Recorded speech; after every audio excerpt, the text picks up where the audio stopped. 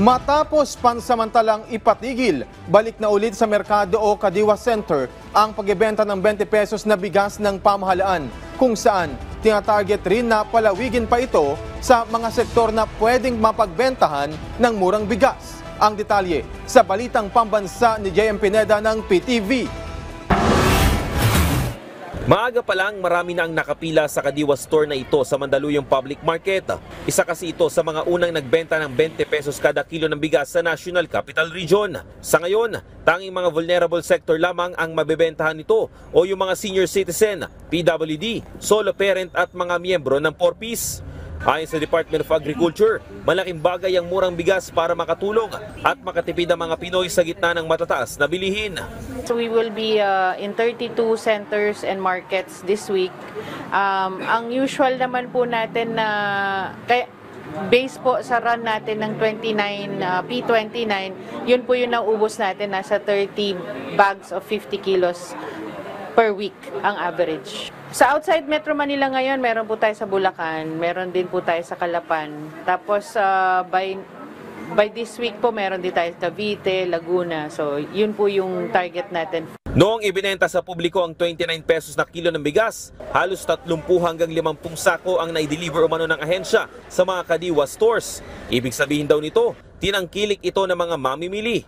Nauna na ngang inulinsad ang pagbebenta ng 20 pesos na bigas sa Visayas noong May 1. Pero pansamantala munang itinigil dahil nga sa inilabas na utos ng Commission on Election na ipagliban muna ang pagbebenta ng murang bigas dahil ikinukonsidera nga itong ayuda.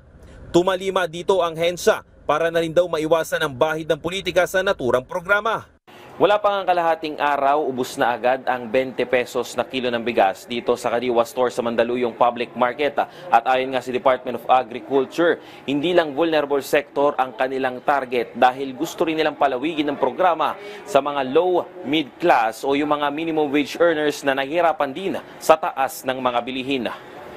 Sinagot rin ng ahensya ang mga taong pinupulaan ng kalidad ng murang bigas. Ito po ay local rice, meron po siyang 25% broken siya compared talaga sa mga imported na 5% premium.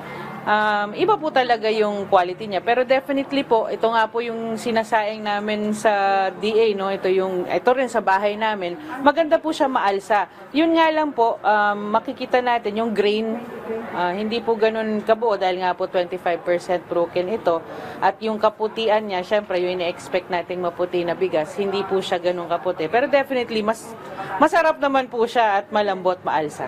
Asahan rin daw sa mga susunod na linggo ay madadagdagan ng mga Kadiwa Store na magbebenta ng mga 20 pesos na kilo ng bigas. Kahit ang mga LGU ay nakatakda na rin daw na magbenta nito para mailapit pa sa mga Pilipino ang murang bigas.